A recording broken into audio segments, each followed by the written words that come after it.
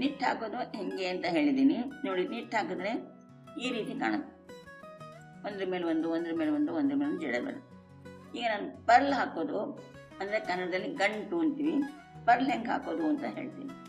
Pearl ಹಾಕಬೇಕಾದ್ರೆ ಕಡ್ಡಿನ ಇಟ್ಕೊಂಡು ಹಿಂಗೆ ಮುಂದೆ ಚುಚ್ಕೊಳ್ಳಿ. ಮುಂದೆ ಚುಚ್ಕೊಂಡು ದಾರನ ಮುಂದಿಂದ ಹಿಂಗೆ ಹಾಕಬೇಕು.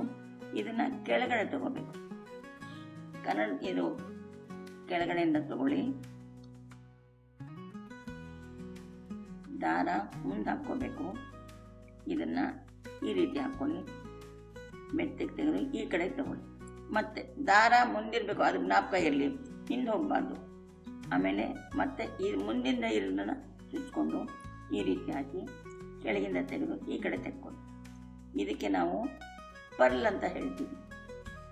ಪರ್ಲ್ ಯಾವ ರೀತಿ ಅಂತ ತೋರಿಸಿದ್ದೀನಿ. ಈಗ ಅದು ಯಾವ ರೀತಿ ಹಿಂದ್ಗಡೆ ಕಾಣುತ್ತೆ ಅದನ್ನು ತೋರಿಸ್ತೀನಿ ನೋಡಿ. ಈಗ ಇಲ್ಲಿ ನೋಡಿ, ಪರ್ಲ್ ಅಂದರೆ ಯಾವ ರೀತಿ ಕಾಣುತ್ತೆ. ಕೆಳಗಡೆ ಇರೋದು ನೆಟ್ಟು, ಇದು ಪರ್ಲ್. ಇಲ್ಲಿ ಪರ್ಲ್ ಹಾಕಿದ್ರೆ ಹಿಂದ್ಗಡೆ ನೆಟ್ಟು ಬರುತ್ತೆ. ಅದು ಇವತ್ತಿನ